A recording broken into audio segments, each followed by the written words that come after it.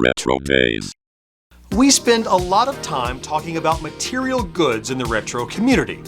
Now, part of the reason is the inexorable link physical items have with our shared sense of nostalgia, but there's an even more obvious reason. As kids, we wanted so many things. Now, it sometimes feels like want was our primary emotion. Gimme, as Garfield so eloquently puts it while trick-or-treating, might as well have been our motto. There were toys, video games, movies, cassette tapes, and all manner of technology. It all sparked with glints of gold and silver, illuminating the greed in our young eyes like fireworks in the night sky. And yet, for all the materialistic want in our consumerist little hearts, there was one nearly intangible thing we craved more than any other: a space of our own. Some of the lucky ones had their own bedrooms as kids, and that got you nearly there, but it still wasn't 100% yours. Your parents retained some semblance of control, making you clean up, restricting certain decorations, or imposing rules. That's why, without a shadow of a doubt, a top-tier wish list item for every kid was building a clubhouse. Unfortunately, besides those lucky few, most of us had to live vicariously through the excellent clubhouses of pop culture.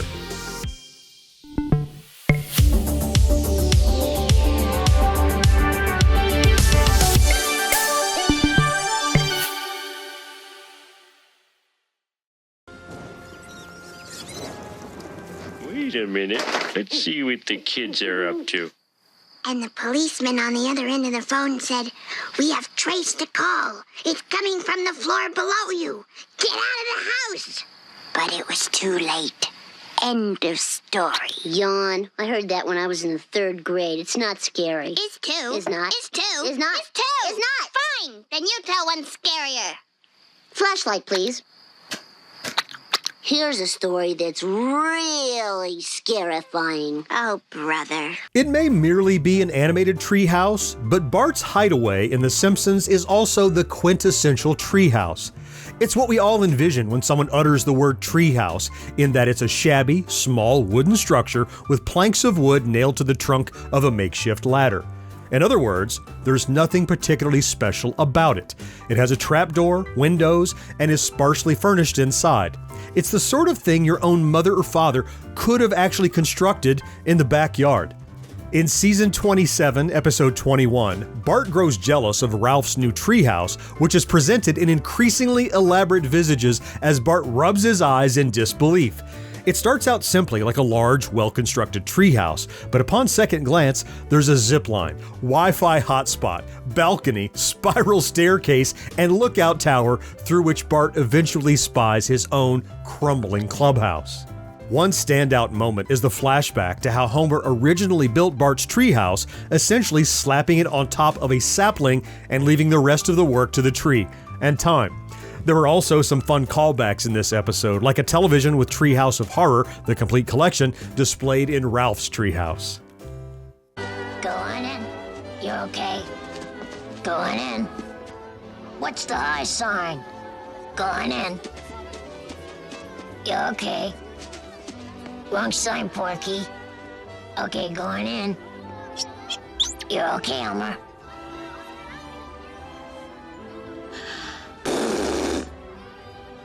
You little creep.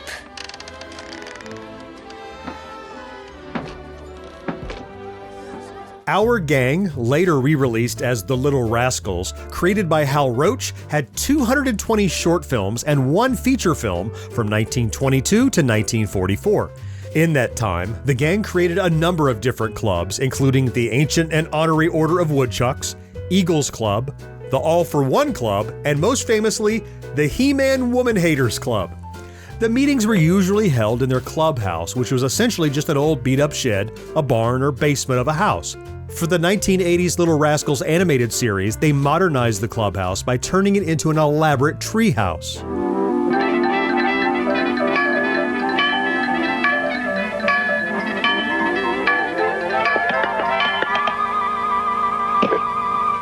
Good morning. Banky Enterprises Incorporated. Oh, hi, Waldo. Waldo! And as seen earlier, the 1994 movie brought the Rascals back to a ramshackle shed for their meetings. Of course, once you have an established club, clearly there has to be a password and a few restrictive rules for who is allowed entry. The Rascals had that covered with their high sign, used to identify one another by wiggling the fingers of one hand from under the chin. As far as rules go, one of their most famous was "No Girls Allowed" for the He-Man Woman Haters Club. While not all clubs had such restrictions, they did take other inspiration from the Little Rascals. Come to the Honeycomb Hideout. I'm Mr. Big and I'm tired of small cereals. Give me something with a big, big bite. Honeycomb's big, yeah, yeah, yeah. It's not small, no, no, no. Honeycomb's got a big, big bite. Big, big taste in a big, big bite. Right, a nutritious breakfast of Post Honeycomb gives you a big bite. Big, big bite. It tastes right. Honeycomb bite. It tastes right. Honeycomb's big. Yeah, yeah, yeah. It's not small. No, no. Through the 70s and 80s, young TV watchers were invited to investigate the Honeycomb Hideout while singing along to the nefarious earworm of a theme song. Most exterior and interior shots of the Honeycomb Hideout are reminiscent of the sort of broken down clubhouses from our gang, often even displaying signage with childlike writing. A recurring theme of these commercials was to have a large person aggressively approach the Honeycomb Hideout and demand the need for a big cereal. And, well, I hate to do it to you, but cue the music. I'm Big Betty the Blind Bomber, and I want a big cereal. Honeycomb's big, yeah, yeah, yeah. It's not small, no, no, no. Honeycomb's got a big, big bite. Big, big taste in a big, big bite. From fantasy to realism, Stand By Me covers a more realistic version of a treehouse, with young adults acting in a more convincing manner than a bunch of kids breaking out in song about cereal. There's nothing extravagant about this treehouse, and yet it's special nonetheless. It's not the secret knock. I forget the secret knock. Let me in. Burn. Come on, you guys, open up. Oh man, you guys are not gonna believe this. This is so boss. Oh man, wait till you hear this. Wait till you hear this. You won't believe it. It's unbelievable. Let me catch my breath. I ran all the way from my house. I ran all the way home. Come on, you guys, listen to me. This is boss. Come on. Sorry. Okay, forget it. I don't have to tell you nothing. Hold on, you guys. Hold on. What is it, man?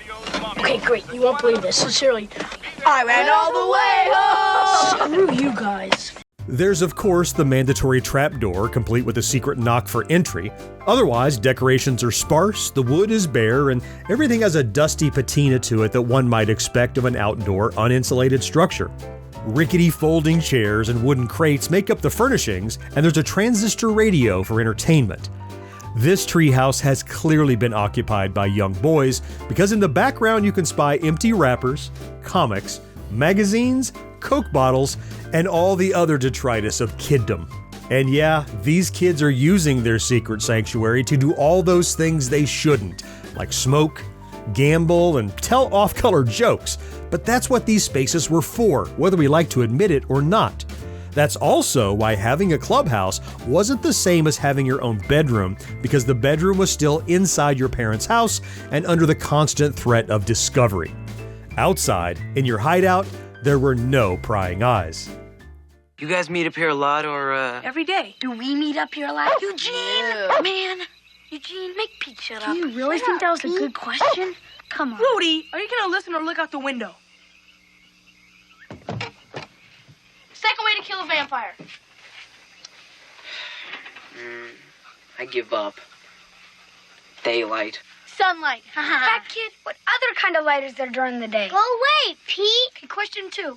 Is Frankenstein the name of the monster or the guy who made him? The guy. Right. Can't you read? Mom says you have to let me in the club or else it's prescription. We see a similar treehouse in The Monster Squad, though it's certainly an upgrade. While still an amateur construction cobbled together with whatever spare wood they could find, it's also quite big with 2 levels and a lookout post.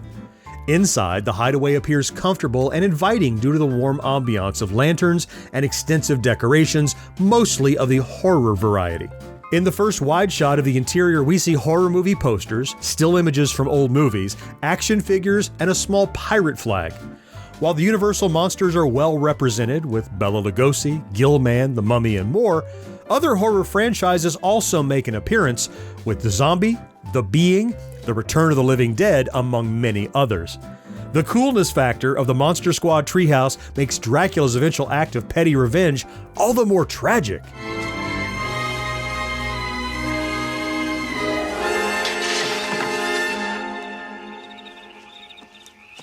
Meeting adjourned.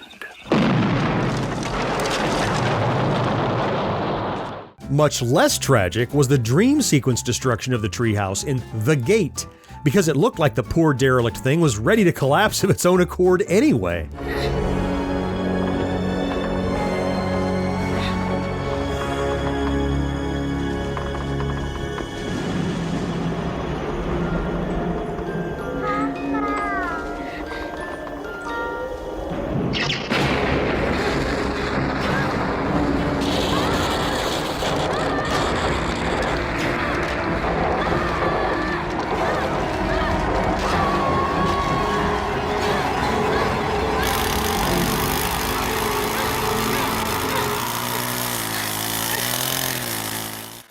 If we've touted the previous installments as being realistic depictions of the kinds of secret hideaways we could have had as kids, then the high ground in Ernest Scared Stupid is a childlike flight of fancy akin to Pee-wee's Playhouse or his home in Pee-wee's Big Adventure.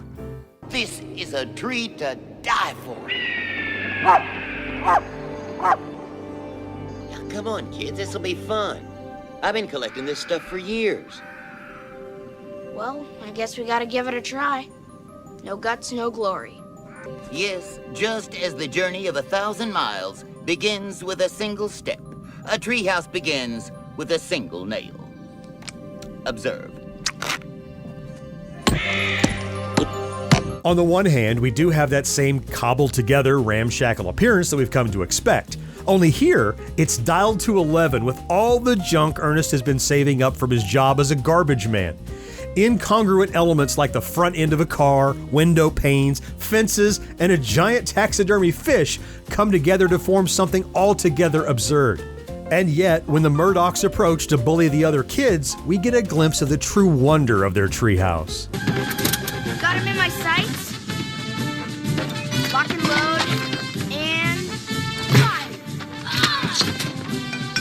I don't know which one of these mad geniuses built a fully automated dog food cannon, but clearly their intellect is being underutilized.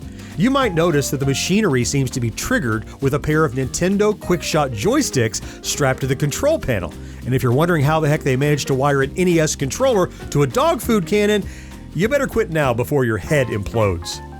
The backpack pizza flinger is yet another impressive feat, considering they apparently did all this in a single afternoon, and also ordered a bunch of pizzas to be delivered to the middle of nowhere at some point. The array of decorative fans, weather vanes, and doodads all elevate Ernest's creation to high art. It's just a shame he decided to build this masterpiece around a cursed tree. Because, of course. While there are many other popular clubhouses in pop culture, we wanted to end this episode with the ultimate RetroDaze clubhouse. First off, our clubhouse has to be a treehouse. Listen, I know what you're thinking, but we're still spry enough to climb up a rope ladder. Give us a little bit of credit. And where does that ladder lead? Well, obviously a trapdoor, but our trapdoor features a digital voice lock, programmed to only open for the spoken passphrase, "Why don't you make like a tree and get out of here?" The structure itself will most closely resemble the Monster Squad hideout, only we're adding another level and making it much more spacious. For furnishings, scattered beanbag chairs, folding chairs, and a couple small couches. Writer Tony has all but insisted that the decorations also mimic the Monster Squad, but we're adding science fiction and fantasy elements too. Some of the amenities will include a fully stocked mini fridge because, of course, you know we have a generator for our treehouse, which also means there's a game room with a few consoles and a CRT television. Instead of having magazines and comics being scattered all over the place, we'll have a couple small bookshelves and a spinning comic rack. For lighting, I do really love the aesthetic of lanterns, so we'll have those interspersed with a few lamps running off the generator. Some of my own personal contributions include a retractable entrance to keep adults out, a secret compartment to hide snacks, and a fire pole for quick exits. If you're wondering how we managed to lug all of that heavy stuff into a tree, It should go without saying that we built a massive dumbwaiter powered by an elaborate mechanized pulley system. Well, okay, we didn't build it alone. Ernest and his team of mad geniuses swung by to help. As we've grown older, dreams of epic clubhouses became dreams of home ownership. These days, most of us have our own places, be it a house, apartment, condo, cabin, or something else. Instead of clubhouses, we build man caves, rumpus rooms, rec rooms, and game rooms. We repurpose the basement, garage, or spare room, building all of our old clubhouse dreams within our adult world. Because, truly, the dream never died, it just became something else, something we could fit into our lives. But at the end of the day, it's still just another clubhouse where we can escape the real world, even if just for a little while. Now before we go, I have to know, did you have a treehouse or clubhouse as a kid? Or how about as an adult? What kinds of stuff did you have in it? I'd love to hear about it down in the comments. And if you enjoy our content, please consider liking this video, subscribing to the channel, and maybe even activating that ubiquitous notification bell. It really does make a huge difference. Let's meet again next week to celebrate Yesteryear, right here on RetroDaze. Clicky clacky.